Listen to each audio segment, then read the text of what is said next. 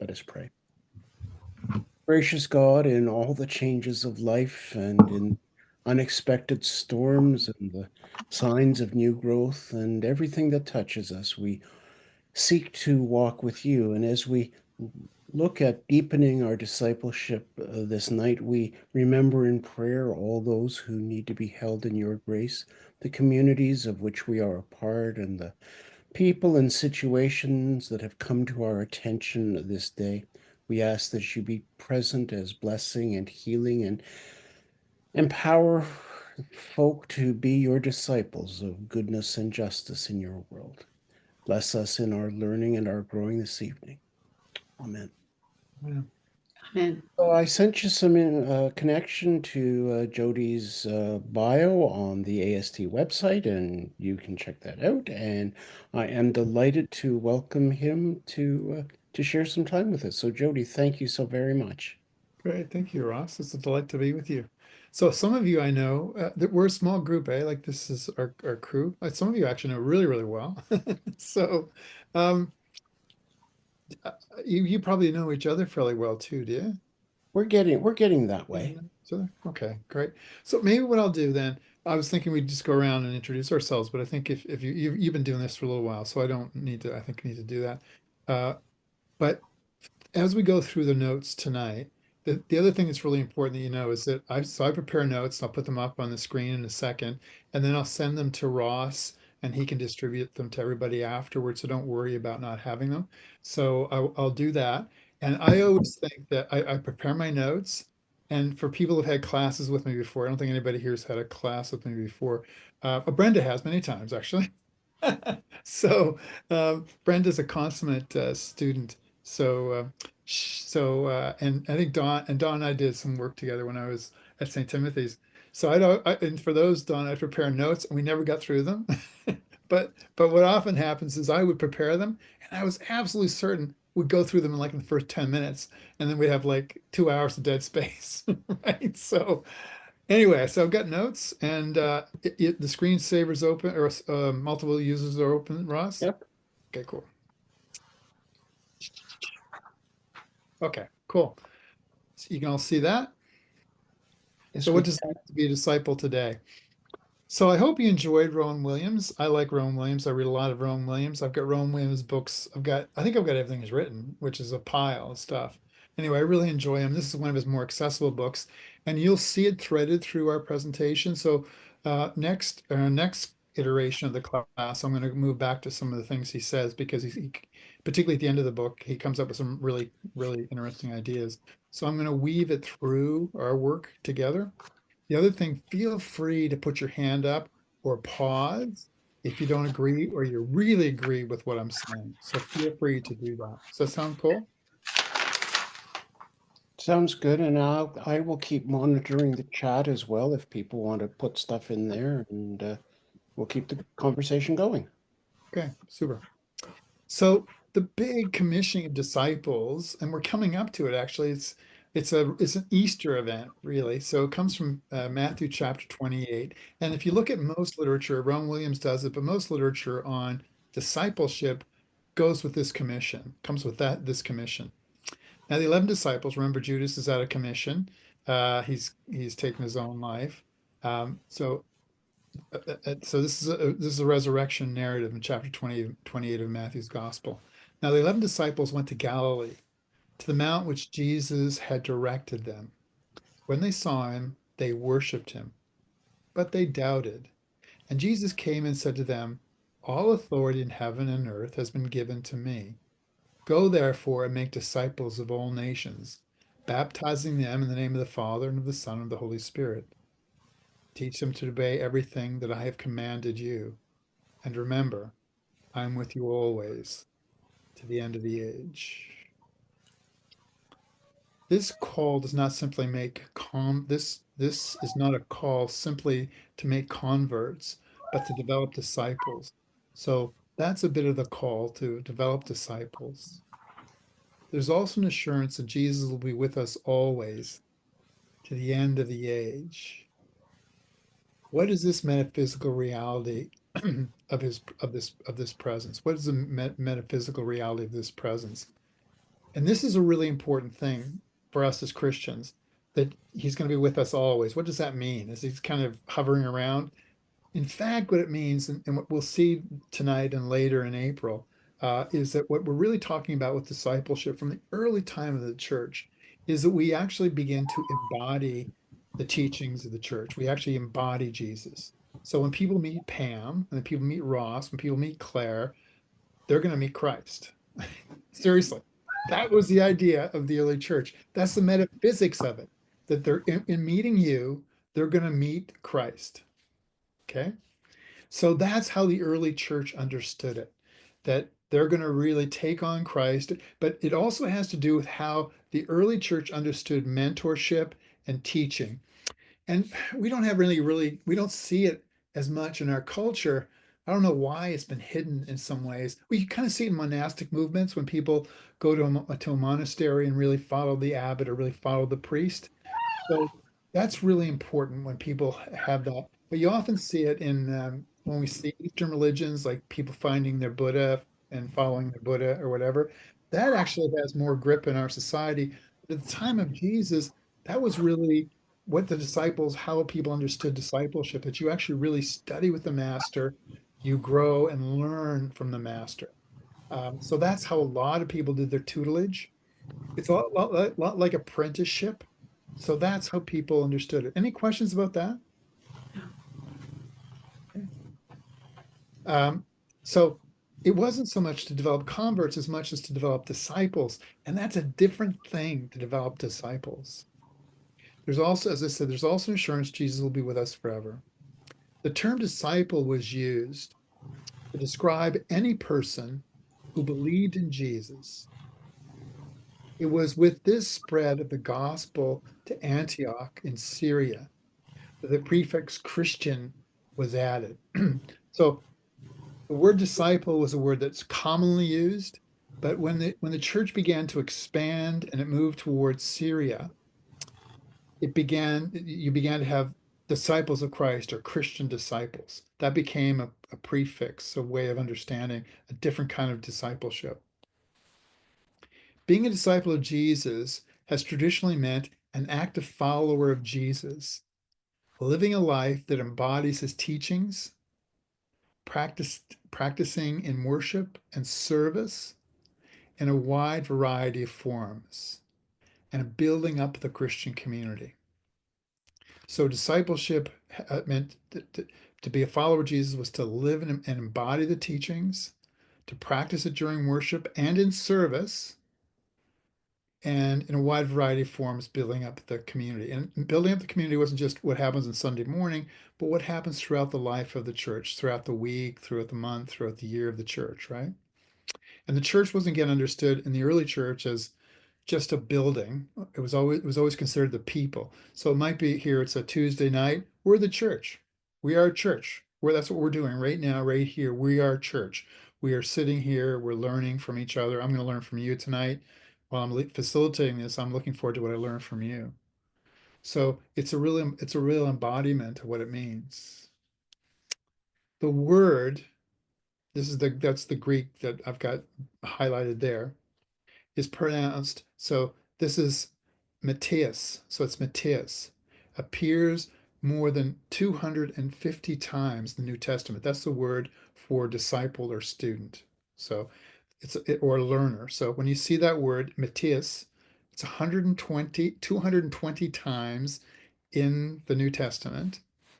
And it has to do with pupils who are following a teacher or followers of a teacher.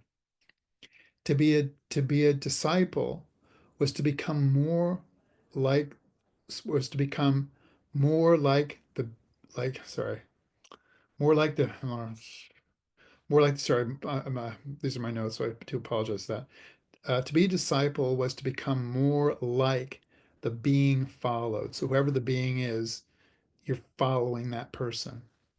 It's not just about emulating or imitating the person. This is really important. I'm not imitating Jesus. I'm not trying to um, pretend I'm Jesus. What I'm really working on doing, and what the early church tried to do, was transmute themselves allowing the teachings to permeate their very being. So that again, going to go back to when if you so Cynthia and Vanessa actually as you live in this world, you embody Jesus. Jesus actually moves into your bones and into your pores. That's what discipleship meant. Do you see that? So it wasn't just learning. Like again, what we've done really for the last uh, 400 years, 300 years, Ross, we've really prioritized intellectual or cerebral learning. We'll learn about this. That was not what took place in the early church. That was important. But what was really important was how you practiced. And they understood that the practice of religion, the practice of our spirituality, made demands on us, but we were doing it to really take on Jesus. When somebody says you're going to carry the cross of Jesus, they understood that physically, that actually you do things to physically feel like you take on the cross. People would do things to say, what's that like to feel? They do acts to actually embody themselves in the teachings of Jesus. These weren't radical or different concepts, but and it wasn't just true of Christians or followers of Jesus. Other people were following their masters or their teachers, whoever they were, and they would emulate them to the point of transmuting them. So if I really thought Claire was extraordinary, like she's got a holy life, she's doing really amazing things, I would follow her and I would try to emulate her. I would practice her until it became second nature, until I actually embodied her, right? So that's what the early church is trying to do with Jesus. They're really trying to emulate and embody what Jesus was about. Disciples not just about equipping a person, it's about practicing until it becomes a natural reflection of the teacher. How do we practice? Here are just some ways. I'm going to pause just after this and get some feedback from you. Here are some ways that we practice by studying scripture and holy writings.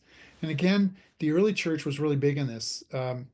So, really, from about the third century onward, you've got people read that when we talk about the early church fathers, people really want to know what these guys were saying. And the other thing um, is that when early scholars would speak in churches, churches were full because people wanted to hear what they had to say. They wanted to know so they could practice more efficiently or more effectively. So not only was scripture important, but so were the thoughts of theologians and scholars and churches when if Ross came to a church in Antioch or Syria or wherever he was speaking, Jerusalem, probably not so much Jerusalem, just outside Jerusalem, people would come to hear Ross. They would go, oh, we want to hear what Ross has to say. And because he's going to build on it. So studying scripture was really important, but also the early writings of the church, holy writings. Um, Prayer life became really important, how we prayed. And again, the early disciples had the template of Jewish prayer practice. So they would have selected times during the day to pray. So it wasn't uncommon for them to have prayer time. Being a part of worshiping community was really paramount for the early disciples. So you belong to a community. You found your community. You spent time with your community. The study of doctrine as the church began to develop doctrine. So they would debate fiercely the nature of doctrine and encourage others and by service. So I would encourage others to come and participate. And I want to emphasize the service dimension of it. So the church always understood the early discipleship not only meant studying, but it also meant practicing in active agency. So people did do things, right? So I'm just going to pause us there. Any comments or questions about that?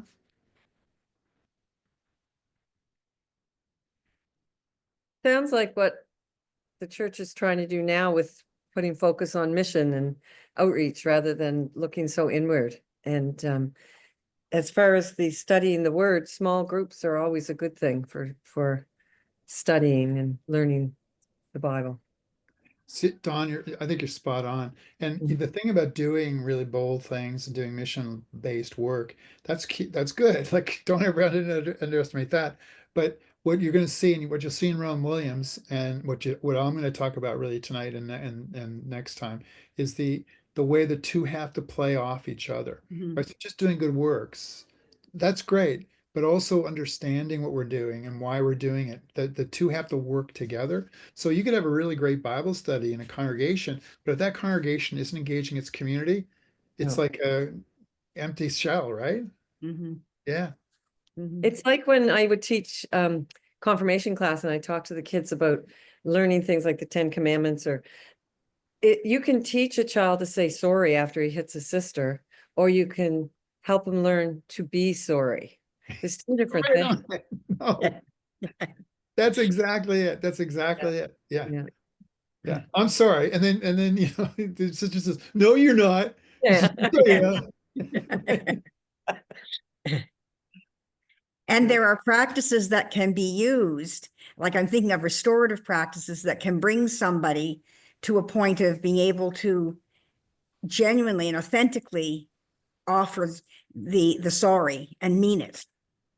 And I've had the experience of that with students through a restorative guided process that is really kind of amazing, because the situation that was the catalyst for my seeing them was one where they were at loggerheads with one another. But there were approaches with them that gave them agency, and the listening was really important. And there was a sort of transformation in that time. And interestingly enough, checking up with them afterwards at different times, it often was sustained. So Cynthia, you raised a really good point.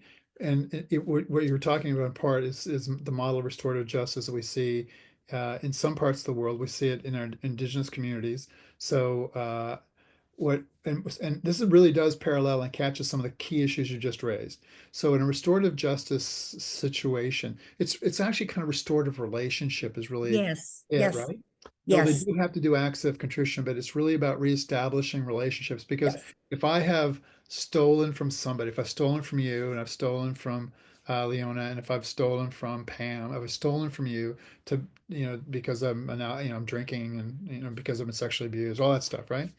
So I'm doing that to numb and avoid. So I've broken all those relationships. I'm a pretty broken and fragile person. What happens in the restorative justice process is the whole community, so all of you would get together and they would say, do we want to? I would say, I would like restoration. I would like restoration, says Jody, right? But you all get together and say, do we think he's redeemable? Right? And you can say no, right? You can say, no, we don't think so. But once you say yes, and I say yes, then the whole community is involved in the restoration, right? So I come in very tentatively. I do say I'm sorry, going back to Don's case, and I'm actually doing what Don said at the very outset. I'm saying I'm sorry, and you're kind of waiting for a minute because you're not sure I'm sorry, right? Because you're Mhm. not, and you shouldn't be because I'm alive, right? So you've got to wait for a while, and then I go through, I go through rehab programs. I do acts of contrition. I do acts of justice making, and but the whole time you're with me, right? So I see Paula, right? And I see Denise, and I see you, Cynthia, and you're out there and you're coaching and supporting and doing exactly your Christ in you is coming and hanging out with me. Even though I stole from Claire, Claire still comes by smiling and says, "How are you, Jody?" And I'm doing okay. And see how that creates greater intimacy with Claire. And then there's actual free then there is actually, going back to Don's point, there's actual remorse because I now know that I've impacted on the other person. So so you've raised a really great issue. So it's an embodied way of having justice, and you and this community through a restorative justice process is making a disciple. The other thing I would say too is that we think of it in terms when harm has been done of some sort, but if you use a restorative approach in so many ways, you can, in a proactive way, even when harm hasn't specifically been done, you change the way the community functions, Yeah. and and the relationships are paramount. Um, but it tends to be a fairly dramatically different way than most of our organizations function. Sure. Yep. It's a dramatically different way, period. Oh, no ifs, ands, or buts. Yeah, Yet, wouldn't it be great if that's how we did it? yeah, Yeah. So restorative justice, or this kind of orientation, this embodied orientation, should be the DNA of churches. So we're going to get yes. to this in a few minutes, because what we're talking about right now is if somebody did something contrary or something criminal, right, or something that hurts the fabric of the community, is there a journey back? And again, we don't do that very well. When somebody, we have a problem, we kick them out, or we shun them, or we drive them out of the church, or they don't feel they're welcome anymore, right? So that's contrary to disciple making. Mhm. We're going to talk about that actually, hopefully at some point tonight. I'm going to talk about, so that's an overt action. But the other thing that we need to be aware of too is why people are on spiritual journeys. Like, why do people actually do this thing? Why are we on journeys? I'm going to talk about that too later tonight. Cool. Any other comments or questions so far? Sorry, a little late joining, Jody. Excuse me. Yeah, Ian Johnson. Hi, Ian. It's good to see you. Welcome. Good to have you here. Yeah, thank you very much. So you won't miss. I'm going to repeat myself a lot tonight, so don't worry. Okay, apologize. My wife had an appointment. We had to go to that, and we're just getting back. Sorry. Yeah. And everything's slow today. Yes, it is. Right. Jody, is the way that the disciples and others of that time saw their relationship with the master or the teacher, and that really wanting to sort of embody that person, was that something that was, say, unique within the Hebrew culture, or was it was a generalized way of that time? I mean, did it come from the Greek culture too, or? I think it was a combination. Ross may be able to comment on it too. So I think it was something that was what it was borrowed from other cultures. This was not an uncommon practice, and I would say it wasn't an uncommon practice among when just doing research for this piece. The word, that's why the movement to Antioch that I mentioned earlier was important, because the people began then to identify as Christian Right, disciples. So discipleship wasn't uncommon, to follow a master or follow a teacher. right. So I think it probably came from a variety of spiritual traditions. You'd see it in the Hebrew tradition too. I don't know it as much, but there'd be schools of thought. Josephus probably talks about it. Ross, do you have any comments about that? A couple of things. The whole process arises out of apprenticeship. Yep. How do you learn to do and to Okay. be something? The apprentice didn't just show up for work. The apprentice moved into the master's home Right, and did all of the things that the master did right. to because it wasn't about just about knowledge. It was about being. And so Mhm. in a sense, this is a school of apprenticeship that we're talking about. We're apprenticing in the desired life, whether it's Jesus or whether it's Plato or whether it's Lao Yes, Tzu or any of those. We're apprenticing in a life. We're not gathering knowledge. okay, right. So that's where it comes from. So, you could be apprenticing as a blacksmith, and it's much the same sort of life involved process. I was going to say, to me, it felt very much like Socratic methods, and how the learning at that time in that time would have been, you went to go be and live with Socrates to then learn the knowledge, but also learn the way that he perceived the world, learned how he moved through the world. And this followed that kind of tradition of, you then spent time with Jesus, and therefore then those people who had spent time with them, you would spend time with them to learn how to see the world, not just the learnings and the knowings and the understandings, but the way we perceive it, the way we touch it, the way we feel it, the way we walk through it, the way we move through it, all guiding us in that process. And discipleship really follows that kind of model. Mhm. It included something as simple as watching how the master made breakfast. Right? Yeah. Like, it was how they walked, how they moved, how they spoke, right? It was really, really interesting. So Yeah. when they would see the apprentice, the person, say, purchasing the horseshoe would, in seeing the apprentice, would see the blacksmith, right? You want to remove, but they would almost say, this, you're a carbon copy of the master. So we basically, that's what being a Christian disciple is. And I still think it's worthwhile. I mean, we can't necessarily sit at the foot of Jesus, but we can do something as similar. And what we're going to try to do over this night and next night is, what are some of the practices we can do to get us as close to that reality as possible? And how can we encourage other people to get to do that too? Right? I really believe this. Like, I'm totally sold in this. So, okay. So, Ian, you're on mute. Sorry, I was just saying, excuse me for being late again. And a couple of things. First of all, I wanted to say I did read the book that you referred to, and I really enjoyed it. But two things that stood out for me, which you were just kind of highlighting, was it's a more active practice. It's not just that you're out there. You're learning on the, well, as I think Cynthia and others said, you're learning on the job. It's an apprenticeship practice, and it's not intermittent. It's something that continues over a period of time, and it's always something that you're growing into. I also like the idea of the learning community, of that this is part of a process, and you're fixed at one state of time. You grow into it as it continues. So there's some really interesting ideas that Rowan Williams has put forward, and I'm sorry I missed part of your presentation, may have emphasized as well, but I really like the active and the intermittent and the learning community. I think all contribute to what we can do. So thank you for that. Oh, good. Thank you. Good. Okay, let's press on, and we'll pause. I've got a few pauses built in. We usually take a break around 8 o'clock or so. Is that Ross? Right, Ross? Okay. Thank you, So, Jim. cool. Okay. Here we go.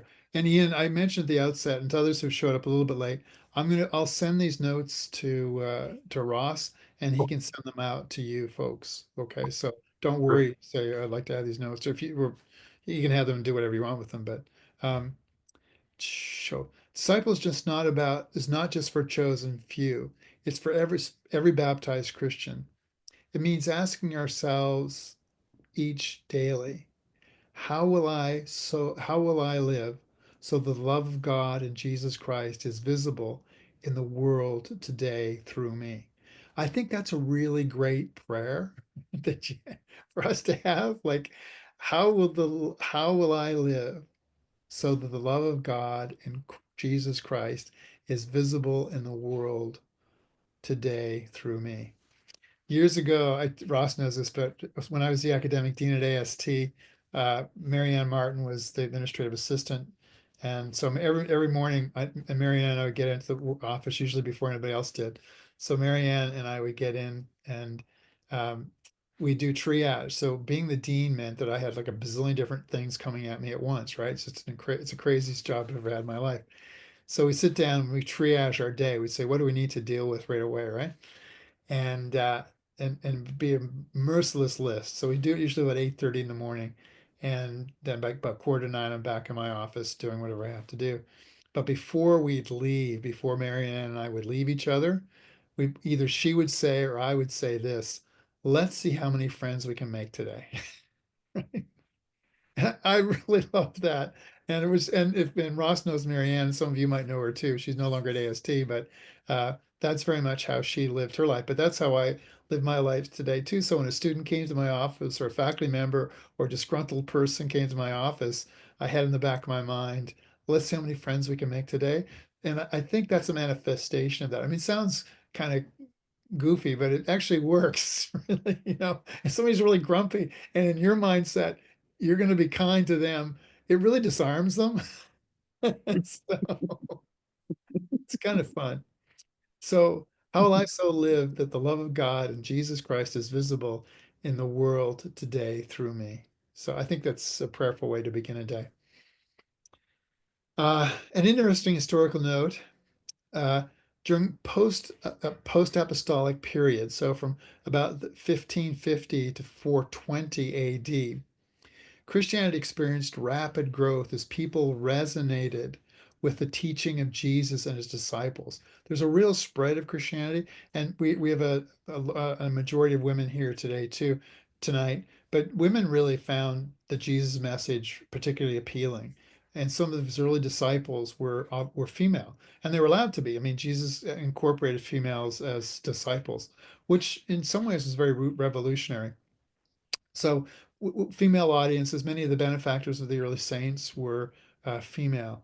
So it grew very quickly, not just because it appealed to women, but the growth occurred during a period of heavy persecution by morally corrupt and hierarchical socio-political culture, Oh, jeez. reflected in their form of government and societal segregation. I think that's really cool. So I don't know if more people are coming to church right now for the last couple of weeks, but if there's ever a reason to come to church, this is a really good reason to come to church right now. The kind of existential experience of helplessness that people have, and the appeal that the church has for our world, I think is really kind of interesting. So I ended up just tangentially, I was uh, Kyle, my parish priest. I worship at Christ Church in Dartmouth, and Kyle had yeah, Vanessa knows this. So this is a story. So Vanessa was in church on Sunday at Christ Church. So Sunday, basically Saturday morning, I found out I was filling in for Kyle because Kyle had the Norwalk virus, right? But I had no time to prepare my sermon. But we had the McNeils, Harold and Joanne McNeil were friends, and they would go to our church too, and they were in for dinner on Saturday night. And I said to Joanne, what should I preach about? And she said, Jody, you can only preach about what's going on in the world today, right? Like that's all you can preach about. Which was actually kind of inspiring. So we didn't use the regular lectionary. We were using the Bread of Life lectionary. So the gospel is about Zacchaeus, but Zacchaeus is really interesting because Jesus sees Zacchaeus, and that's actually in the 19th chapter of Luke's gospel, on his way to Jerusalem, right? So on his way to Jerusalem to be crucified, that's when he meets not to be crucified. He's going to Jerusalem, right? Which I think is just really fascinating. So he's going to Jerusalem. He sees Zacchaeus. He knows who Zacchaeus is, and he holds to his mission, which is to build bridges, like to outcasts, to sinners, to the broken. So he just holds tight to Jesus holds tight to his mission, which just extraordinary. But the point was, based on this, that we need to talk about what goes on in our world today, the kind of oppression we're feeling. And actually, last night I was at a meeting at AST, and there was a woman who grew up in kind of Eastern Bloc nations. So she was a child during the times of kind of tyrannical leadership. And she said, she always looked to the United States as this beacon of hope for a world. And now this beacon of hope is becoming one of the most oppressive nations in the world. So she's just flabbergasted that this bastion of hope is turned on its head. So this might be a really ripe time for Christians. What do you think? Any thoughts?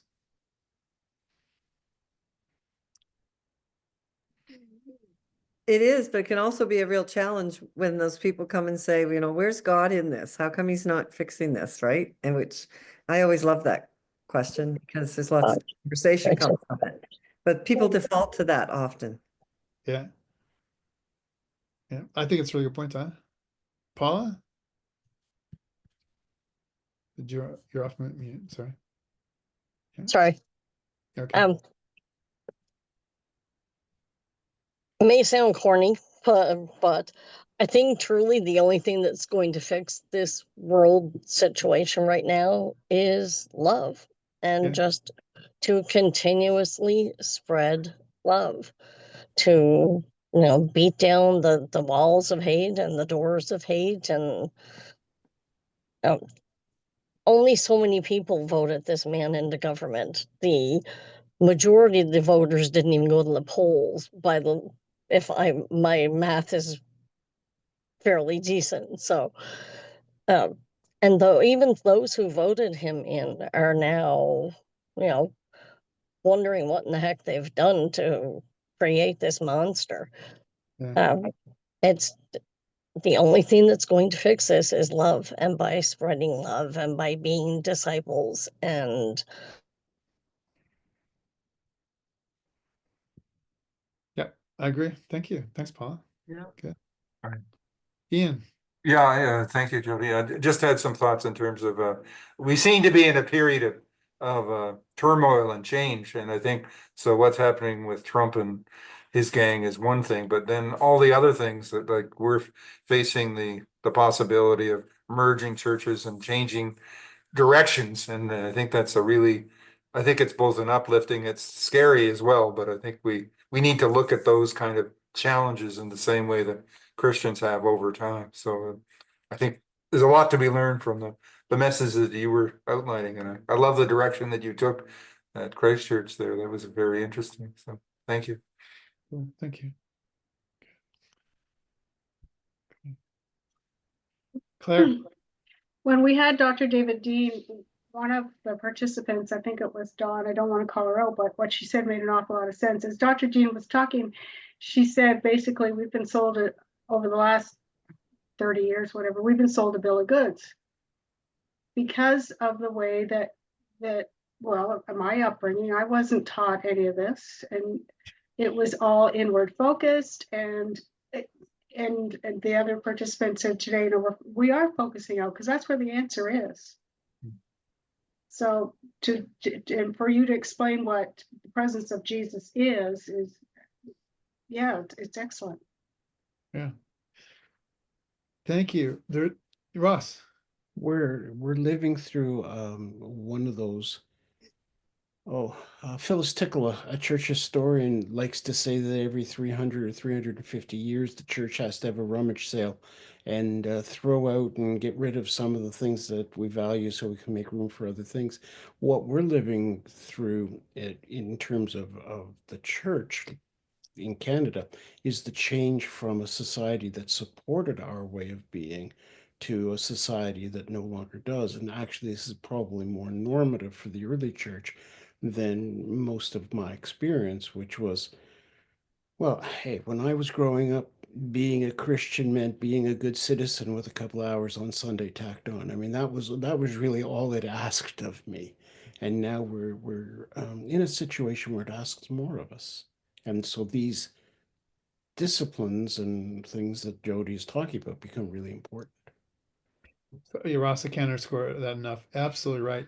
And to shift that, if the great challenge, I think, for our church, but this also builds on Claire's point, the big challenge for us in the church, I think, is expanding that understanding of being a disciple of Christ. So I'm excited about talking to you guys about that it's really about everything we do, right? It's like when I mean, Don's heard a million of my little sermons about, how we engage people when we're in the shops and when we're buying drugs or you know, the, anybody, how we encounter them is a way of practicing our spirituality, practicing our discipleship. So if somebody's really unkind to me or yells at me, how I respond is a practice of my discipleship. And I always feel guilty.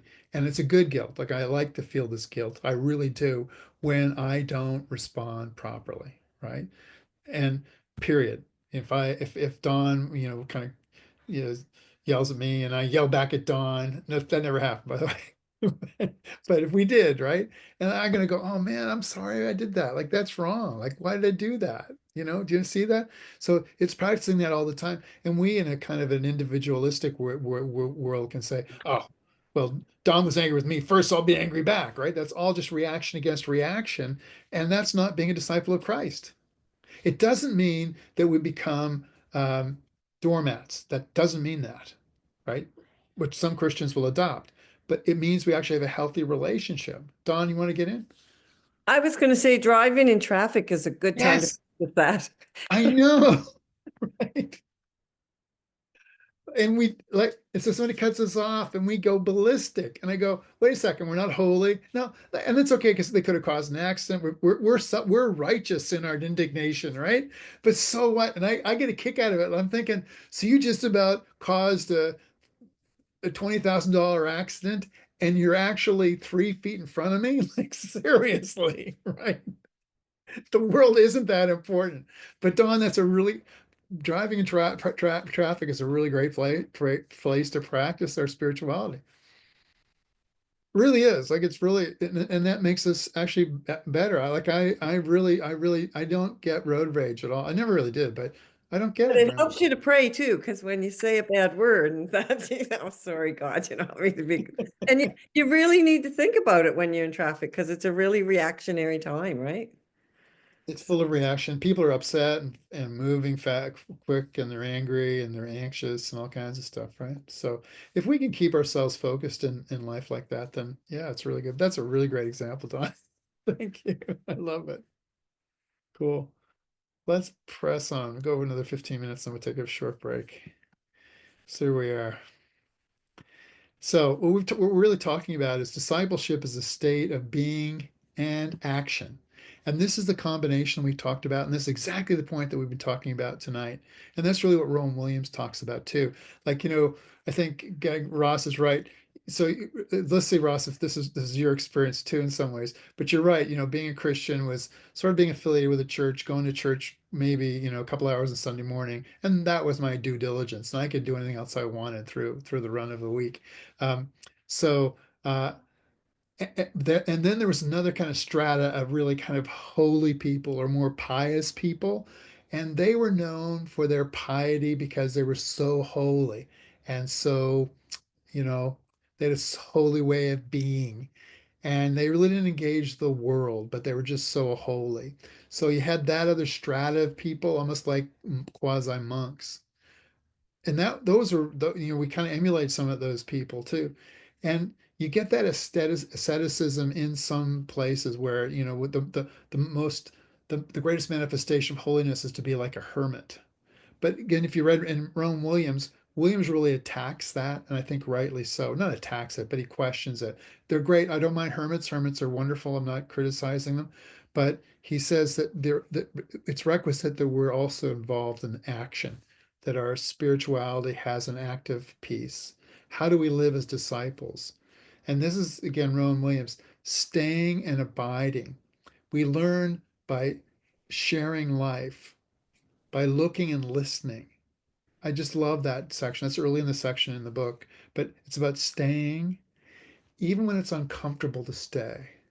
It's abiding, being present. And he said it's like the bird watcher. I think that's the analogy he used. You're out there and you just it's a disciplined practice of just staying. It doesn't have to be lights and glitter and jumping and hopping and leaping and praising the Lord all the time. It's just a gentle abiding. It's like, again, Don's point, being in traffic, driving the car, you're abiding. Somebody cuts you off, but you're still abiding. You're still okay. You're okay. And then they get in a traffic accident and you go, I'm going to pull over and help them because I'm abiding. So you're abiding. And in the analogy of being like the bird watcher, when you're abiding, you see when the bird lifts off, and you see those mystical and magical moments when the bird lifts off. You see those things, right? It's a matter of awareness and expectancy. So just being aware and seeing the holy as it's manifest all the time. And again, see, this is the attitude. This is what feeds us as disciples through the week. If we have this attitude, we see the beauty of that in all kinds of actions. Sit still with eyes sufficiently open and with a mind that is relaxed and attentive. What does this mean? To seek to be constantly in the company of Jesus. So, and again, this goes back to that early concept we talked about sitting at the doorstep. This is what the disciples would do. The apprentices would do. They would sleep in the house with the master. They would sit on the doorstep with the master. Um, they'd walk his road. They'd rest in the same hedges and byways the master rested in. So they would spend time with the master. They would just do it. Um, such as pilgrimage, such a service, probably such a pilgrimage, requires a degree of inner stillness and inner attention, a freedom from the machinations of the ego. So the ego can be really deceptive. I'm not opposed to ego. Like I think ego is really important. So everybody here's got a bit of ego, otherwise you wouldn't be here. You believe that you can learn. That's why you're here. People with no ego wouldn't be here. I'm not seriously. So a little bit of ego is a good, like a good solid healthy ego is a good thing. But when it becomes the primary focus of how we live, then it gets a little problematic. And this is why community is really important. Uh, so community has a wonderful way of checking ego. So we check, and Ross and I can have a debate and discussion. And he said, he can say, Jody, well, that's a good idea, but what about this? And I begin to shift in response to him. Like Don and I, when we worked together at St. Timothy's, I don't think we ever had an ego clashes at all, right? We just kind of, you had some thoughts, I had some thoughts, and then we did like all kinds of funerals together. And how you do this? We're working together as a team, right? So see how that and and yeah, we're working together. We're doing this. We're accomplishing something which is really has lots of ego energy. We did a good job. Not kidding, right? We did a good job. Made a couple mistakes, but we did a good job. Period. That's ego. That's good, right? But we do it together, and we just and right. You see that? See how important that is? So it's that stillness, being attentive, but ego is always modulated nicely by relationship. Relationship always has a lovely way of countering and working with ego. It's when you think of people who are really egocentric or really egotistical, and I'm meaning that negatively, um, or really grandiose, they often grew up without anybody checking their egos or helping them with their egos. It's one of the problems with royals or super athletes or rock stars. They kind of grew up as these prodigies, and nobody, everybody said you're great, you're wonderful, you're super. Nobody in the community who ever really had a chance to keep them in check. Does that make sense? So again, if you look at the model of discipleship that you have within Christianity, it's a really humble model of leadership and discipleship. So being attentive to the Bible, sacramental acts, and the body of Christ. And the body of Christ, understood by the early church, was a church. The people were the body of Christ. You are the body of Christ. Sacramental acts, and again, Ross and I can probably talk a bit about this, but I really subscribe more to an Orthodox understanding of sacrament that's not just 7 sacraments, but sacramental acts. Sacraments become a wonderful way of seeing how we can live our lives. So acts of kindness and acts of charity have a sacramental quality. They point to something beyond itself. So, right, when you have the soup kitchen or when you have a clothing program, it points to something beyond itself and it points to Christ. Attentiveness to others is really critical. So, how do we take care of others? Attentiveness to the journey of Christ in our world. So, how do we keep Christ alive and moving in our world today? So our attentiveness is not just a kind of aesthetic attitude, an appreciation of beauty. It's also a willingness to bring an active and transfigured into love into life as we encounter it. So we embody it. I'm moving a little quickly here because we're going to get down to an exercise, and it's after that exercise, this first exercise, that we'll then take a break. Um, Contemplation is is unity with action. So contemplation is unity with action.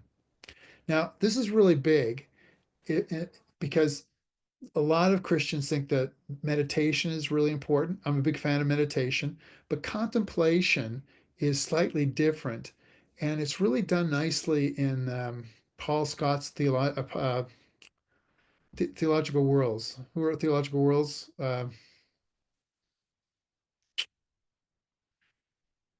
I've got it. Sorry, it's not on my head right now. But in theological worlds, you have people who like quiet, contemplative prayer. That's super cool. But contemplative prayer, understood in the Christian context, is is action. So contemplation deepens the accuracy of our action. Right? So the action deepens the depth of our contemplation. So the two work together for the early church. So as we contemplate our action and then do our action, that deepens our contemplation. Accuracy is the product of the collective. Contemplation demands that the collective is diverse. Thus, the action is complicated, messy, and challenging, becoming the way of the cross. Now, welcome the way of the cross. So, what am I talking about there? What was the early church doing? What are we talking about there? So, contemplation demands that we have relationship.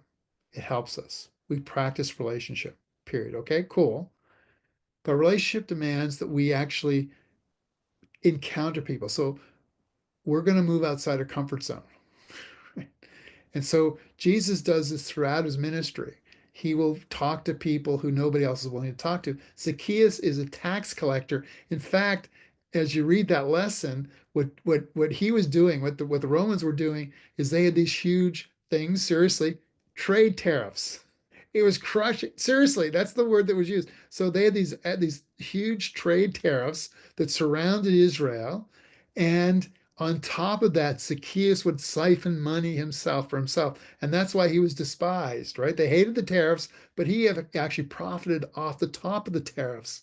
So that's who Zacchaeus was. So Jesus goes and spends time with him. Everyone's upset with him, with Jesus, because he's hanging out with this guy who's supporting tariffs, which is really paradoxical, right? But at the end of that conversation, Zacchaeus changes his orientation. But Jesus doesn't demand that he changes his orientation. He says, Zacchaeus, can I come to your house? Right? And so a conversation, we don't know what took place in the conversation, but you've got that kind of lovely tension between, Jesus moves out and he encounters people who are different than himself. And that's critical.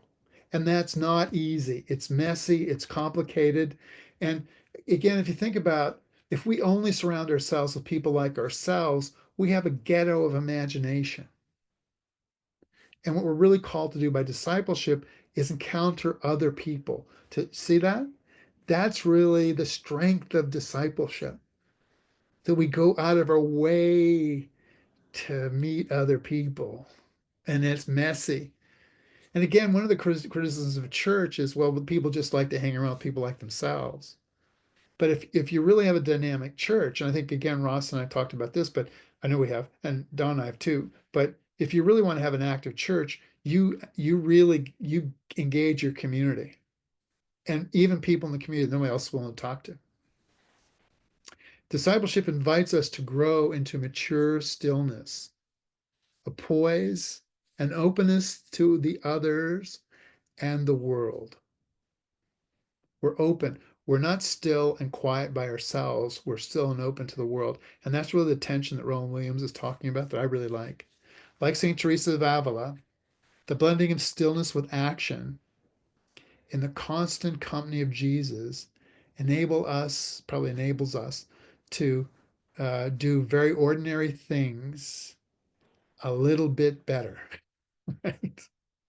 In so doing, we are suffused by the eternal love of Christ that now takes up residence in our hearts.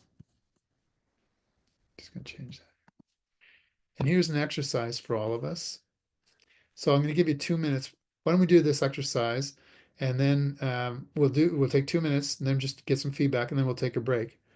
Where do I most experience the presence of Jesus? So I'm going to give you 2 minutes. I'm going to put you on the clock, and we're going to sit just in silence for 2 minutes. And just a second.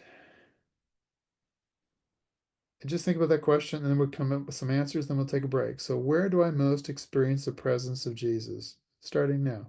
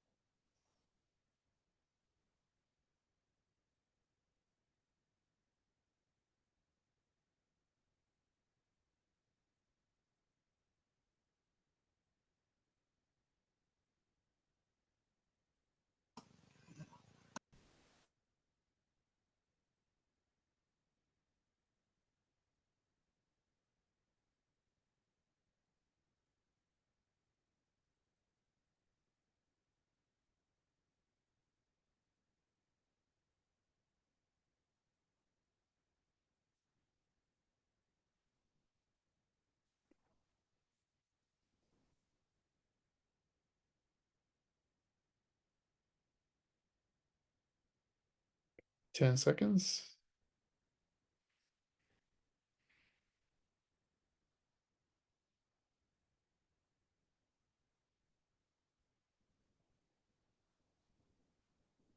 Okay, let's get some feedback. I'd love to know where you all experienced Jesus.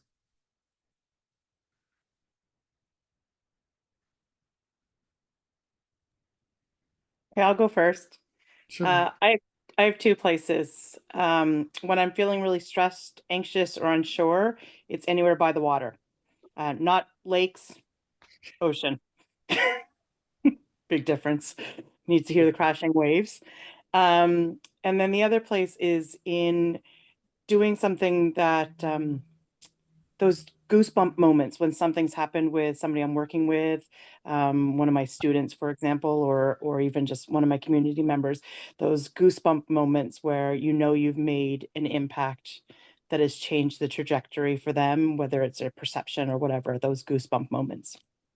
Good, good. Thanks, Vanessa.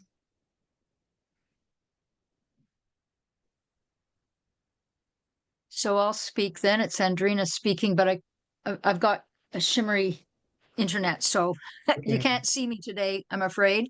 However, that's interesting. I like the touch with persons, but I think probably it's a physical place, not a specific physical place, but a physical place. As a youngster, grew up in a cathedral tradition, and I've been to some amazing cathedrals.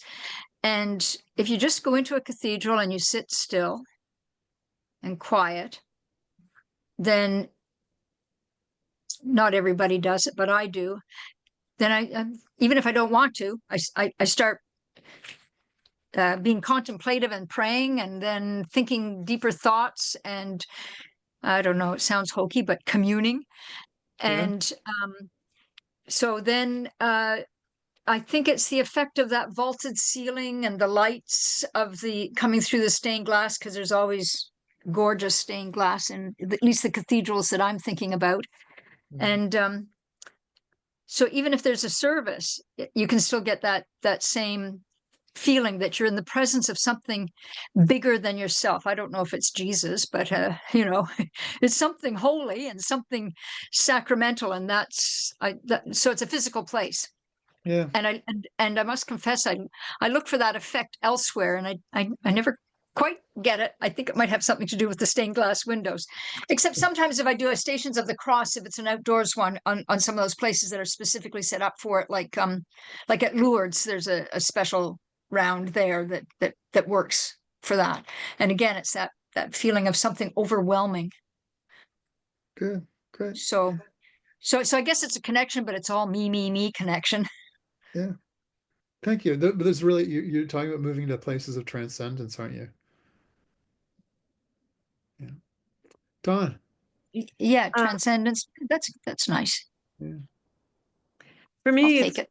we've started an ecumenical soup outreach in our area, and it's in one way it's bringing together our Roman brothers and sisters and our United brothers and sisters, and we meet once a month and make soup together, and are actually getting to know each other. But the place that I really am moved is delivering that soup to those people, and they are so thankful. Some of them are lonely, some of them I don't even know if they're lonely, and some of them, a couple of the houses, I was a little nervous about going up to the front door because it was okay, but what joyful people, and how blessed they feel, and it's beautiful. It's absolutely beautiful. Yeah. Good. Thank you. Yeah, that's a really good example. Yeah. Good. Anyone else? I experienced the power of Jesus when I did volunteer work at Northwood. My mother spent the last 9 years of her life at Northwood here in Halifax, and I got involved doing a program. I got the children from the Maritime Conservatory of Performing Arts to come in, so musicians, singers, and dancers, and I ran this program for 10 years. So it was a collaborative program between the Conservatory, Northwood, and I was came up with the concept, and I was at the helm. Monthly 1 hour concerts, because they can't sit, folks there can't sit for more than an hour. And we'd do it in the, what used to be called the Shirley Bernstein Hall, now it's the Recreation Center. And my husband and I also volunteered there because a lot of these people are suffering from dementia, or they're in wheelchairs, they need help getting down. So we would wheel them in. And I still remember the first time I witnessed when these children particularly were singing. We wheeled in people with advanced Alzheimer's or some other form of dementia. They couldn't talk. They were looking depressed like this.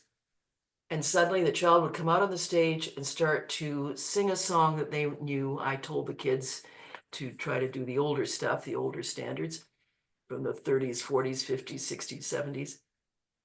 I mean, over and over again, my husband and I, Ian and I, witnessed.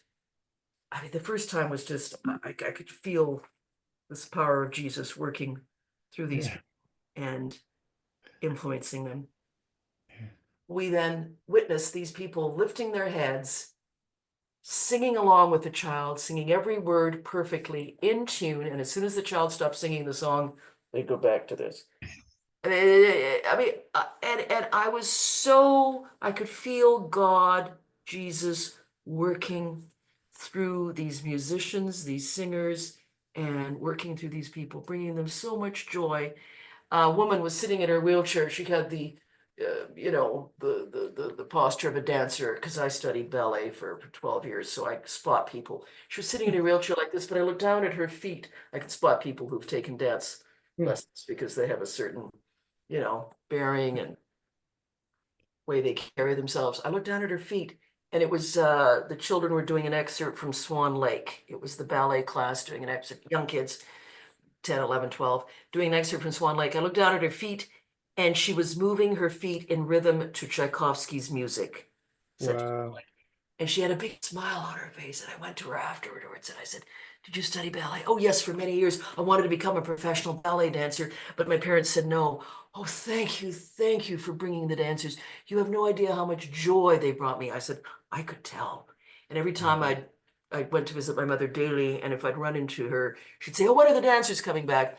But I could see the joy that this music, dance, singing therapy brought to these people, and I could just feel the power of a greater spirit working through these performers and bringing joy, peace, remembrance of something lovely for these seniors in nursing homes. And as you know, I mean, the situation in our nursing homes from coast to coast to coast, we're in a state of crisis. They're underfunded, they're understaffed, and I'm pushing now. I work with a group called ACE, Advocates for the Care of the Elderly. We just incorporated into a not-for-profit group. We've all had loved ones in nursing homes who've seen the deficits in terms of care, provision of care, and I'm pushing for music therapists, dance therapists, and art therapists to be hired to work in all our nursing homes. We have one of the best art colleges in the country, NASCAD. We have the only music program, music therapy program at Acadia in all of Atlantic Canada. I should stop talking and give other people a chance. You can't shut these broadcasters, yappy broadcasters up even when they retire. So I'm pushing for that because I've seen the benefits. And God, Jesus, however you want to term it, was working with us and helping us with this. Amen. I just want to tell you how powerful an experience it was. And I've also experienced it, as this other caller person said just a moment ago, in church. It's the the beautiful stained glass windows, the light coming through there, the beautiful words of our minister, Susan Chisholm, the music, and I have been transported to another plane, to, let's call it heaven. And I have felt great peace and relaxation. And I just, our church structure, St. Andrews, we go to St. Andrews United. I've experienced Jesus working through this church. And I've been transported, as I said, to another sphere. I'd like to call it heaven. I felt completely at peace. I could have, on a number of occasions, I was said to myself, well, I could die and be perfectly fine with it because I was so at peace with everything. Yeah. Good. Thank you. Thank you for that. what we're really talking about, and Olga, thank you so much. The what we're talking about is if you didn't do that, and if Don didn't do the food piece, so much would be lost, right? And to understand the embodiment of Christ, that's exactly it. It's when things don't happen if you don't do it. I'll end just with this really quick story. A friend of mine who's a hospital chaplain, she's about, if she's 5 feet tall, I'm being generous, and she's a delightful young woman, and so she's in emergency, and this is a story I'm about to tell you is quite tragic, but this father comes in and is with his child who dies, and he's about 6'6", and she's about 5 feet tall, and so she they don't know how to contain him. He's just full of rage and anger and fury, right?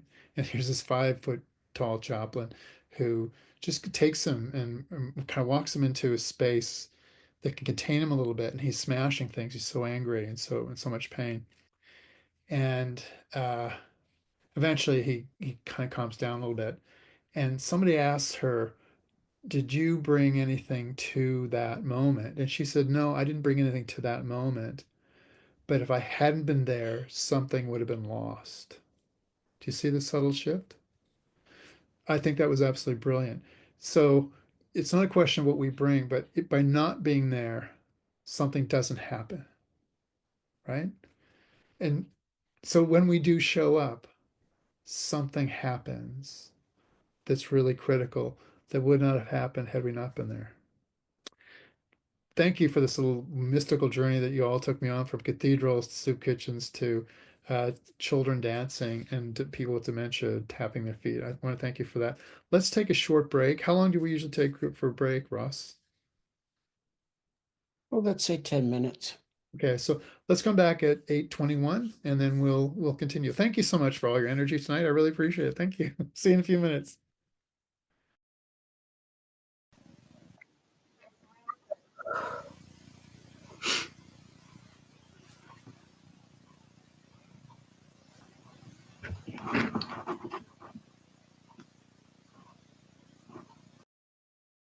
Give everyone a minute. We can get back.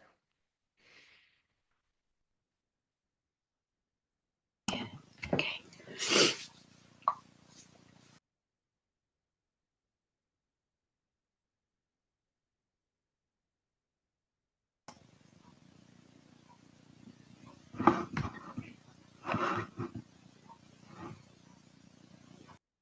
Okay, we have about 40 minutes, and let's see where you.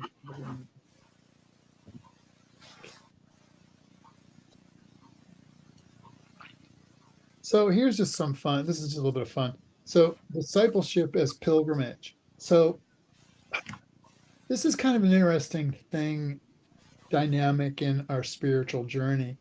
And I really like the idea of pilgrimage as a metaphor for the spiritual journey as opposed to the journey. Because pilgrimage really, what pilgrims would do is they had an issue. There was something they wanted healing from. They felt there's something broken in them, either physically or emotionally. And so they go on a pilgrimage to heal that, and inevitably the healing didn't come necessarily the way they expected it. And I think this is also one of the things the early church understood about discipleship, that while I'm following the master, what may come into view is not what I initially thought would take place. So pilgrimage begins with a recognition that we're not whole, that something's missing. So why do people follow Jesus? Why do people come to Jesus and have this come to Jesus moments? And in the evangelical traditions, and actually I was reading a fair bit, and I kind of got excited about this work when Ross asked me to do this piece of discipleship, because the evangelical church, two things about the evangelical church that's really kind of interesting. The first is that so much of it's based on sin, that you're a sinner in need of redemption, that whole sin redemption equation. But if you look at the kind of DNA of people's spiritual journeys, often people come to church because they have an ache or a pain or a distress. and even a way for, like and actually Don and I have done lots of funerals together, as I said, but this is one of the lines I always used in every funeral we did together, right? Don, I would say, everybody here has been scarred, right? Everybody here has been injured, right? And everybody did what Don just did. They all nodded. Everybody in this, you've all got scars. And what the church is about is holding those scars and helping us with them, living with those, right? And that's a different way of understanding that calibration. So when I evangelize people, I don't say you're a sinner in need of redemption. I say, look, if there's an emptiness or a hollowness or a pain in your life, the spiritual journey or the spiritual pilgrimage is a good way to address that. That's how I do evangelism. And if people are curious about something, so there's a recognition that there's something not whole, something's missing. And so we begin a quest. This journey will be full of surprises, setbacks, and flights of the dove. In other words, we'll have setbacks, but we'll also have moments of incredible insight. We will not find ourselves in places that we previously imagined. And that's the other beautiful thing about the spiritual journey. None of you thought you'd end up here, right? As you started your quest, you had no idea where it would take you. And that's the amazing thing about it. And that's true for all the other disciples. And when we get together, we share that reality that it's we always end up in places we had not thought about when we started it. When I went back to university, when I went back to do my clinical work, the reason I went back to do my clinical work was because as a parish priest, people were coming to my office with issues that were really complex. And I wanted to respond, but didn't know how to do it. So I went to study more psychology, more pastoral theology. That's why I went back to school. I did not think I'd ever be teaching in a theological school. That's the last place I ever thought I'd be. And 32 years later, I'm still here, right? And I've had millions of adventures with students and really enjoy it. So here are 13 steps that can guide the pilgrimage. And the first one, and this is again what Rowan Williams really talked about. Be alert to the moment. Be alert. What's going on right now? What's going on? Be alert to the moment. Pay attention to this moment right now. What's happening right now, right? What's happening in our world right now? Like if like I said, the woman the other night, my friend Joanne, who said, you got to preach about what's going on in the world today. And boom, that helped me in a moment to say, okay, I've got to talk about what's going on in the world today. Boom, be alert to the moment. And people, Vanessa was there, people resonated with it. They want us to, we're feeling this pain. So turn into the moment. Breathe. In Hebrew, it's pronounced ruah. Think of Ru as in Winnie the Pooh's Ru. So Ru, ah. So spirit, ruah. It means breath or spirit and spirit. So just breathe. So breathe. First step, turn into the moment, breathe. The third thing is locate yourself in the moment. What gifts do we have? What wisdom do we have? Olga pointed out your gifts, obviously, in connection with the musical community. You could animate those. Don's gifts with the community in Hatchet Lake. You can use those. We can all connect with where are we in our community? Turn into where we are. Locate yourself within the moment. Breathe. And as long as you breathe, you'll avoid drowning. That may sound self-evident, but it's really true. Breathing is really important. I have friends that for years worked at uh, um, they worked at helping there's a name for the company, it's in Dartmouth, but they help people who um, worked in the offshore and survival systems training. So they would train you how to survive falling in the ocean in the middle of winter. Right? And this is kind of gross, but this is what would happen if I fell in the ocean right now in the middle of the Atlantic and I didn't have a proper wet gear on or proper suit on. You'd all say I die of hypothermia. Actually, I wouldn't. I would drown. And I would drown this way. If I fell in the water, I would start doing this. I go, right? And they found that when people are thrown in the water, that they drown. And when they do an autopsy, they find this is absolutely true. This is the science that they shared with me. The top 1/3 of their lungs is full of water, but the bottom 2/3 are empty. There's no water in the bottom 2/3 of their lungs. It's because they breathe, they have a shallow breath and they fill up the top of their lungs. Okay. So in survival systems, what they teach you is to take deep breaths. And it does three things if you take deep breaths in the middle of the Atlantic. So Pam, if anybody throws you in the middle of the Atlantic, middle of winter, this is what you should do. These three things, right? Take deep breaths. It decreases your anxiety. That's number one. Number two, it makes you more buoyant. So now you're calm and you're buoyant and you can think straight. And it creates a whole series of options for you that you didn't have and I didn't have if I'm just going. So if you breathe, it will avoid drowning. Tune into the dance, the cadence, and the drama of the present moment. And one of my very favorite stories of all time is years ago. I was a big fan of Morningside with Peter Zosky. And if before Sheila Rogers actually worked in Morningside too for a time. She would read the letters to Peter Zosky. But just an interesting note, before Sheila Rogers read Peter letters to Peter, a guy named Stuart McLean used to read the letters. Right? And this is a letter. I'll do it verbatim, sort of. So it's Stuart McLean in the classical Stuart McLean kind of way. He said, Peter, I got this letter. Peter, you love this letter. And sit down, Peter. So Peter, uh, this woman writes, and she says, Peter, the other day you said that we should stop whatever we're doing, stop it, and dance to the piece of music you're about to play. And I heard the piece of music, Peter, and a couple of things you didn't know when you said to me that I should stop and I should dance to this music. You didn't know, Peter, this. You didn't know that that was the special song that I share with my husband. You didn't know that, Peter. It was our song that you were playing. The second thing, Peter, you didn't know is that my husband had died. You didn't know that either, Peter, when you said I got to stop doing whatever I had to do to dance to this song. You didn't know that, Peter. And the third thing, Peter, you didn't know is that when you said I should stop doing whatever I'm doing and dance to that piece of music, that I'd be driving down the 401 highway. You didn't know that, Peter. So, Peter, do you know what I did? I pulled off the side of the road and I got out of the car. We're in a safe place. And I got out of the car and I turned up the radio and I started to dance.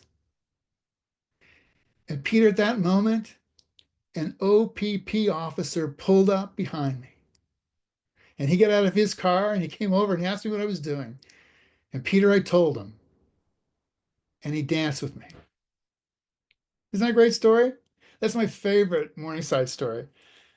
And I It's think a very powerful, beautiful story. Thank you for you know that story, don't you? yeah. It's really a lovely story. But that's tuning into the cadence. Like the art, she tuned into the cadence, she danced, and the OPP officer tuned into it too, and he danced too. I think it's a beautiful story. So tune into those moments with people, right? Sit with them, be with people. Dawn, did you want to get in? I have a story of a priest, priest in residence at our church, who it was the evening service, and it's a rock service, so I don't know if that was normally his bag, but anyways, he was always very graceful and full of joy doing it. And we just had a thin moment there that he was sitting, I think it was the last song, and I'm not sure why he was sitting down that time, but he was. And this little 4-year-old girl came up to him and looked at him, and they had this greatest conversation. And it was like, it wasn't dancing, but it was like they were dancing. And it was so beautiful. And I happened to catch a picture of it. And of course, you know that Jody was the person. And it's the most beautiful picture of same sort of thing. She showed up and Jody just danced with her. And I don't know if he would even remember what they talked about. And it's not that that mattered. He was in his presence with that little girl. And it was beautiful. Thanks, Dawn. I remember that really well. Thank you. Yeah. But that's tuning into the cadence, right? And we practice that. We practice it and we practice it and we practice it. Yeah. So good. Thank you. Breathe. Breathing decreases anxiety. So every time you get anxious, just breathe. Honor your feelings and the inner workings of your heart.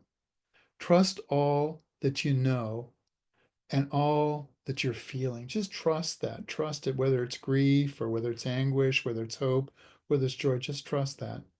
Breathe. Your breathing can decrease the anxiety of others. Um, Sometimes I was one time when I was visiting a woman, and I didn't know her at all. And I was just the interim. It wasn't with Dawn, but I was in another parish. I was an interim. I didn't know it was 3 in the morning, and I was called to Northwood. And this woman, she was Anglican, she was dying. And so again, 3 o'clock in the morning, I went in, and I didn't know her at all. And she was affiliated with the parish that I was filling in at the time. And beside her bed was a prayer book. And so I picked up the prayer book, and she was rasped. She was breathing like this. She was going very uncomfortable breathing. Right?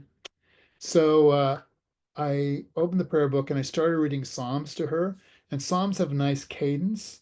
So after about 20 minutes, her breathing changed. It was really fascinating.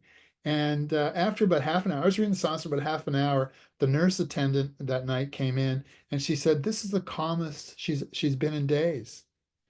And she said to me, "I don't know." This is what the nurse said. "I don't know if it's the Psalms you're reading or the medication." I'm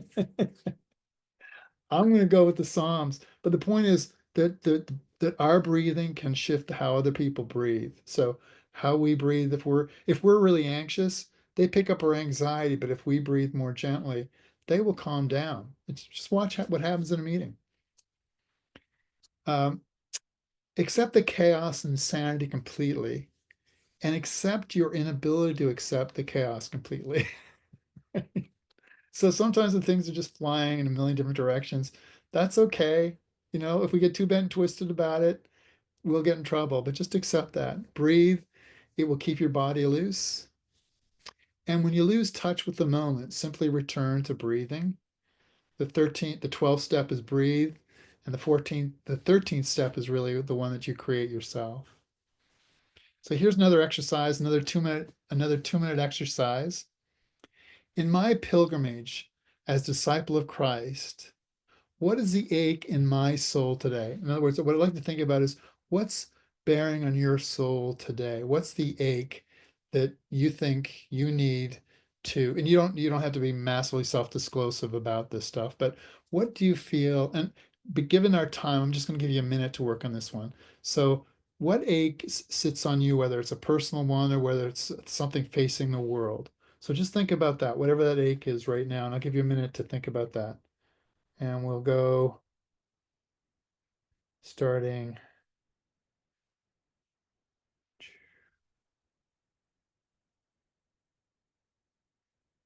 now.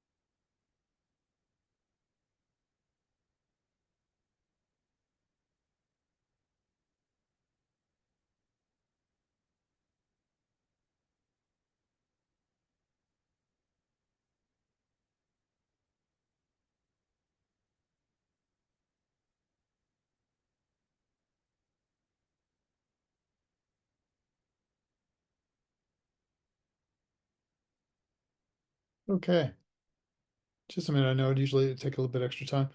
What ache is on your soul or on your being that you feel these days?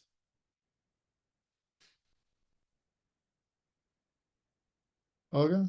I am feeling very sad about the two big wars that are going on between the Russians and the Ukrainians and the Jews and the Palestinians. And I'm very sad that Israel and Palestine have not been able to reach an agreement, and then Netanyahu is just, being more and more aggressive, and more innocent Palestinians are dying, and he's against a two-state solution, which many political experts are saying is the only way we'll see peace in the Middle East. And very sad that, Putin is obsessed with this whole vision of a greater Russia, and he wants to regain and control all of Ukraine. And again, many innocent Ukrainians are dying, and we see no end to that war, which has been going on for 3 years. So I find I'm very sensitive. I started out as a news reporter, so I'm obsessed by the news. I watch it all the time, and watching all kinds of different channels and reading all kinds of different magazines and papers, but I'm very sensitive, and I find that this kind of horrific stuff really upsets me. And I'm also the child of World War II refugees who saw their homes bombed in the former Yugoslavia, and then ended up as refugees in a camp just outside Rome for 3 years, from 45 to 48, and then luckily chose Canada. And so I am in a country where I would want to live forever. And it's an interesting, just quickly, well, sum it up very quickly. I was born in Vancouver, but I moved here 41 years ago for a job with CBC. And I do not think I'm here without accident. I will die. I feel it's like a full circle story. I will die in the very city where my parents' Canadian life began. They set foot on Canadian soil at Pier 51. And this is where I met the man of my dreams, Ian Johnson. I had a beautiful daughter, Natasha, one and only child. Pursued a successful career at CBC, and just feel like I'm living in the kindest, most wonderful province in all of Canada. The people in Nova Scotia are just the salt of the earth. I was a single parent for many years, and all the people in my neighborhood used to knock on my door regularly and say, Olga, is there anything we can do for you after any hurricane or massive storm? I always felt loved and looked after. And as I said, I just think that Nova Scotia is the best place to be living. People here are so kind and caring. So I feel truly blessed by God to be here. Thank you. Thank you. Cynthia.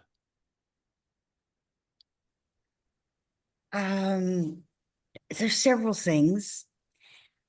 I think certainly what is going on south of the border, the worldwide impact of the whole upset of the tariffs, but almost even more than that, and behind it is the absolute callousness and even sense of glee from key people with the whole with the disregard for the other. I think it is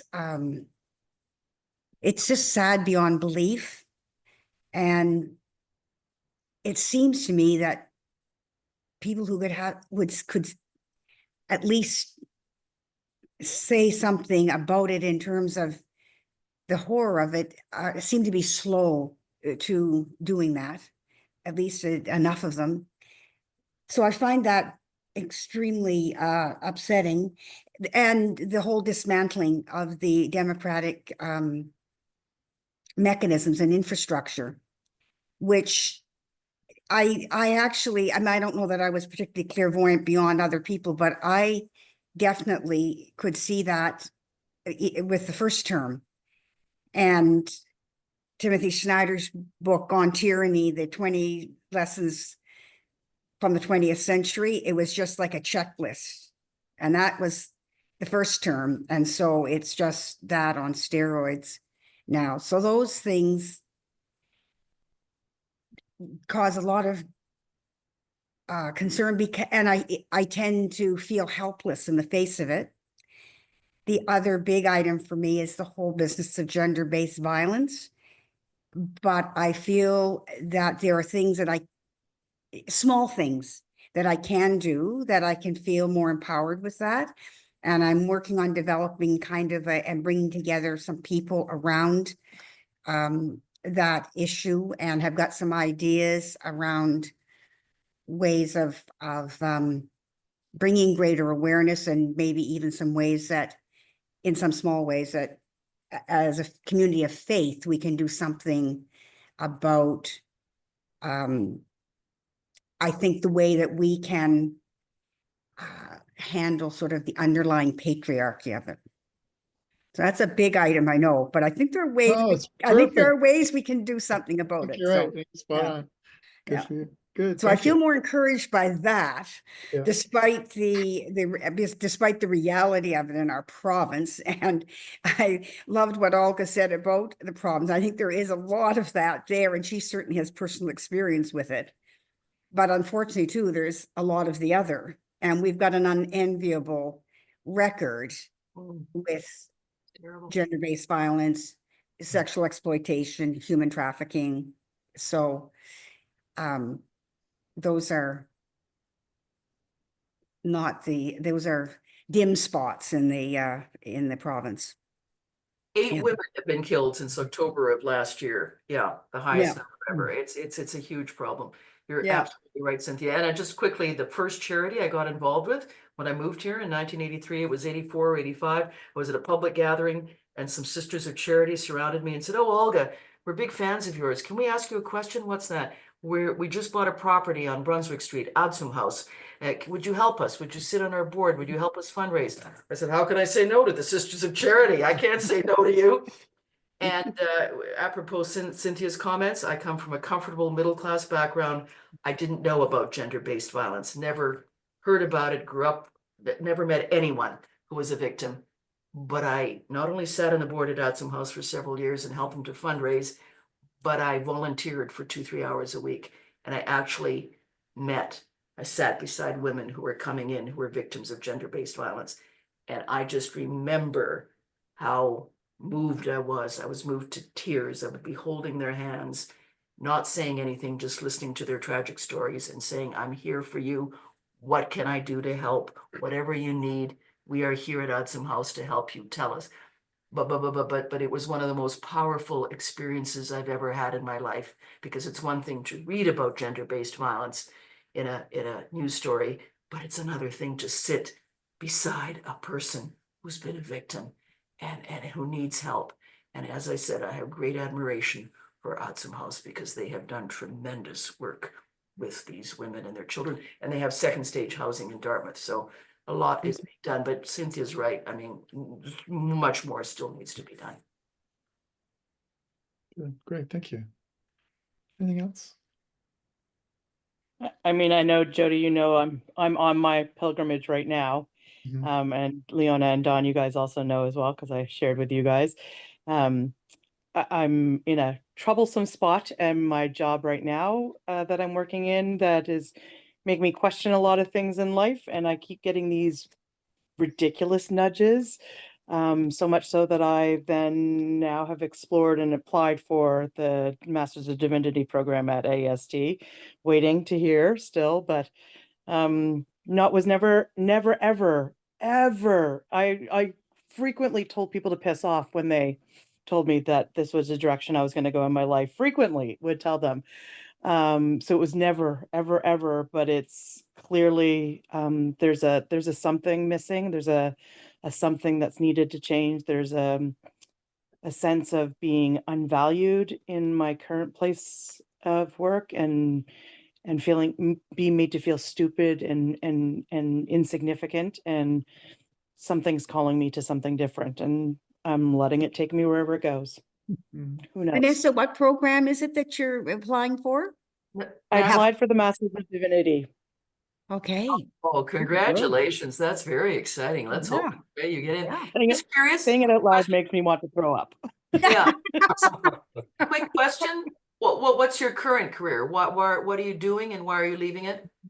Well, you explain why you're leaving it, but I'm what is not even sure that I'm leaving it. So, but I'm a high school special needs teacher, you're a high school special needs We'll teacher. interrupt that Okay. session. and I love it, but I'm not loved Yeah. in it. Yeah. I'm loved by my families and loved by my students, and there's no doubt in the world about that.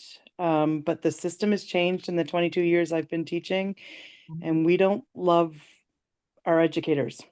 Mhm. And it's really hard to walk into a place when you know you're doing good and you Mhm. know that you're changing lives. And I have definitely had moments where I have massively changed the trajectory of children's lives. Mhm. And I still get emails from a lot of kids that I have changed their life for the better and saved some of them. And to be made to feel that that's not important That you're is, not being valued for your work. yeah, Uh-huh. Okay. yeah, It's hard, but Yeah. Yeah. it's a I have journey. heard, yeah, I have heard this from a Yeah. number of educators that the system is not being supportive and not giving them what they Yep. need to do their work properly and be fulfilled. And that's very sad because, we need you in the system desperately, you know? Anyone else have a something to share with Jody?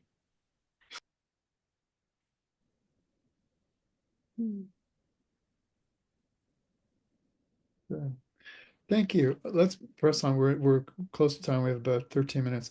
But of all those things, from wars that we see, they're 1,000 miles away, to oppressive governments, to workplace tensions and anxieties, that's the ache period that we're called, I think, as disciples to deal with. Mhm. And what you saw in Rome Williams, and what I've argued tonight or suggested tonight, is that every action that we take, so it's that lovely tension between contemplating, recognizing the pain, Vanessa recognizes, Olga recognizing the pain, Cynthia recognizing the pain, recognizing that issue, and acknowledging our helplessness in some ways in it, but not surrendering to that helplessness. That's a contemplative place. So then we do what we can do, right?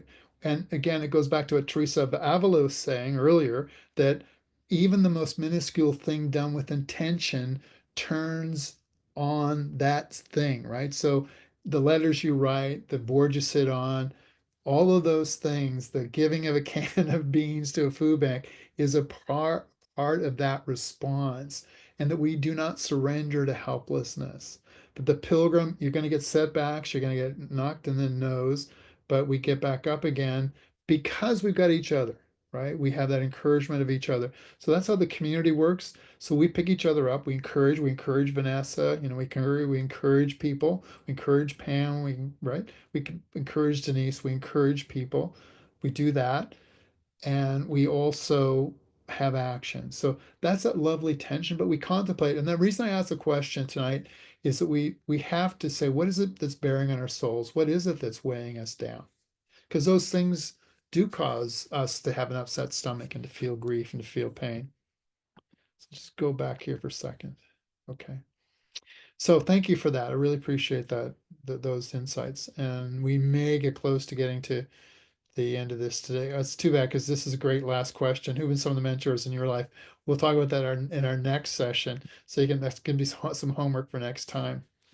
And the other thing that's really important about discipleship, that's critical for us to understand, is that it's not about being perfect, right? It's not about perfectionism. It's about attending to the growth. So characters of the gospel come to discipleship differently, where we read not only of the steadfastness of Mary, the instant commitment of Matthew, and the loyalty of Mary Magdalene, but also the mistaken ambitions of James and John, the impetuous violence and outright denials of Peter, the creeping caution of Nicodemus. So those guys are, those people have clay feet. I mean, they're right. All people who, while it's not always getting it right, nonetheless spend their lives moving the right direction. And I think that's a really great thing too. You don't have to be perfect, right? We're practicing. And if there's one thing that you can take away from tonight, it's about practicing. We practice and practice and practice and practice and practice. And the practice eventually becomes its own manifestation. We just keep working at it and working at it. I do that with my students all the time. I just say, we have to practice. And the other thing, and this is one of my big critiques of kind of the Western educational system, is if I tell you once, you should know it. That's not how it works, right? You need to practice it time and time again. And I can still remember I can remember my grade teachers who would be very patient and say, just try it again. Just try it again. Good. Just try it again. Try it again. And I also remember the teachers that said, well, I told you that the other day, once, right? And so you see, so with discipleship, we make mistakes, and some people catch things faster than other people do. So this is the big question. Do we really want to be disciples, right? Because being a disciple makes demands. It means you sit on a board. If you're asked to sit on a board, it means that you do things you hadn't thought of. It means you maybe go back to school, right? Whatever it is, or you end up with some massive responsibility in diocese, right, Don? So you just don't know what you're going to do till you get it. So discipleship makes demands. In our heart of hearts, do we truly desire to live a holy, thoughtful, purposeful, and relational life? Do we really want to do that? And I sometimes tell people, you really want to do this? Like, it's tough stuff. When I work with adults who are being baptized or people who are being confirmed, I say, you sure you want to do this? Because it's really tough. So, like, let's take empathy, for example, just use empathy. Now, I was asked that question about what's really heavily on our hearts last night at I'm on AST's board. And what I came up with last night was actually very similar to Cynthia, and perhaps it resonates a little bit with Olga too, but um, it's the lack of empathy I see in our world today. That the world is not empathic, that Netanyahu is not empathic, that Putin is not empathic. They're not empathic, and Trump's not empathic, and they don't surround themselves with empathic people. So tariffs are tariffs. They're going to cause pain and distress. But the greater distress for me is what I call the lack of empathy, that there's no sense of caring about the implications of what they do. They don't really care about how this affects a human being, right? Which is really problematic. So empathy historically, and this is an art we practice. By the way, people might be more naturally empathic than others, but empathy is actually a skill. It's not a general aptitude. It's a skill that you can work on, we can all work on and acquire. But I'm using this as an example. Empathy to feel into the lived experience of the other. So we practice it. We say, what's it like to be in their shoes? So empathy accomplishes three functions. First of all, it is experienced as affirming and sustaining by the other. So when we are empathic with somebody, when you sit with somebody, they it's sustaining for them. They feel like they're being held and heard. Essentially, it feels good to be heard. But do we want to hear? This is a big question. I'm not kidding about this. When we take this spiritual journey, when you become a disciple of Christ, do you really want to hear what it's like to be a leper? Do you really want to hear what it's like to feel excluded? Do you really want to hear what it feels like to be a victim of sexual-based crime? Do you really want to talk about what it's like to be abandoned by your teachers or be marginalized? Do you really want to hear what that's like?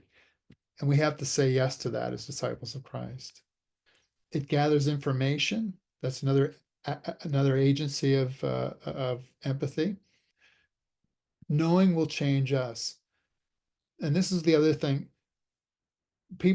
Sometimes people have difficulty moving outside their world because as they encounter new people, it's going to change their worldview. Do people want to have their worldview changed? So I just tell people up front, if you want to be an active Christian, you're going to bump into people that you wouldn't normally bump into, and your world's going to get disturbed. Are you ready for it? Right? Do you really want to do that? If you say yes, then come along. If you want to stay in a small world by yourself, do that. But stepping into this world makes real demands on us. It establishes and guides the evolution of the relationship. That's what empathy does, right? That's what it'll do. So when you have empathic connection with other people, you'll go on a journey with them.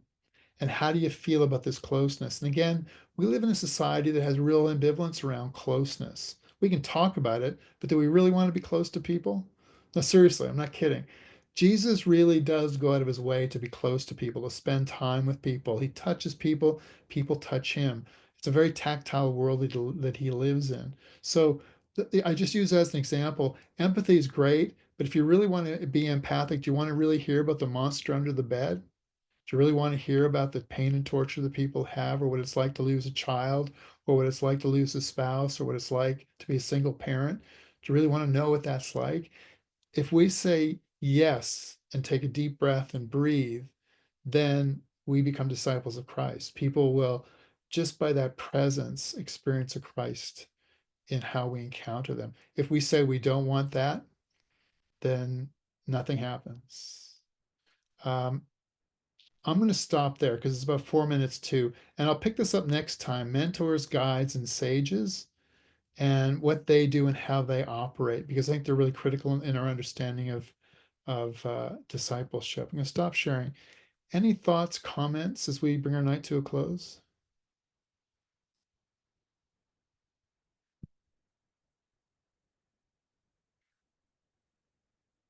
Oh, you're muted, Olga. I just want to thank you from the bottom of my heart for your very powerful, insightful, moving presentation this evening. You touched upon a number of really in-depth, fascinating topics that are of interest to all of us as disciples of Christianity, and you've given us much to think about. And I haven't read Owen Williams' book yet. Ian just finished it, and he said, "You're next." So I look forward to Okay, reading it. you'll But enjoy it. He's a lot of fun. yeah. No, this has just really been an extraordinary session with you Okay. and everybody. Yeah. You know, Can I just add to Olga's thought there, if I can, that the sages and mentors may not be the people you expect. They may be completely different. So, Well, no, Ian, you're absolutely right, because Yeah. you can't assign a mentor. no, yeah. No, they're discovered, right? You can't Yeah. assign them. Like, you could say, you mentor somebody. That's not how they work. no, They come as surprises, right? Yeah. That's Absolutely right. right. I completely agree with you. Yeah. Sure. Yeah. Cynthia. Cynthia, quickly, as we're wrapping up. Yeah, thanks very much, Jody, for this evening. I mean, there's a lot there, a lot to think about.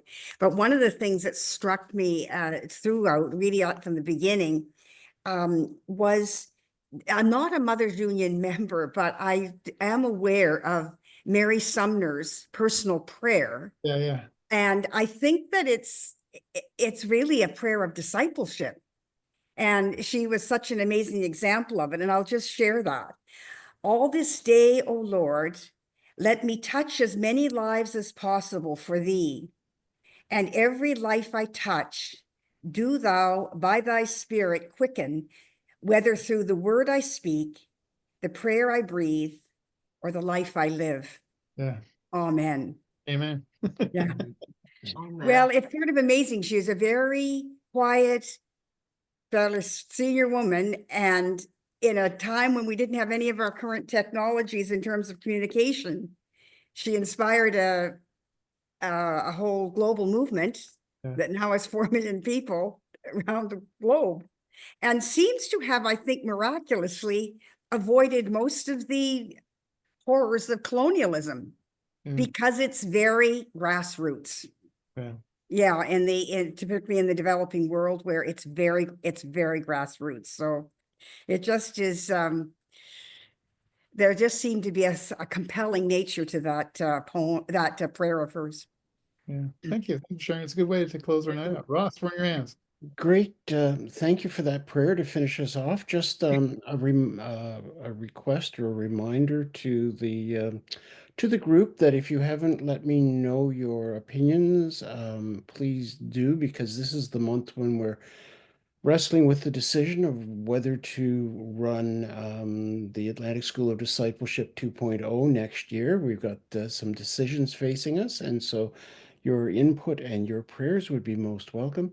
Jody, thank you so much for an interesting, fascinating, engaging evening, and I'm sure we look forward to continuing to engage with Rowan Williams and to see you in 2 weeks' time. So thank you and blessings, everybody, and we will see you along the way.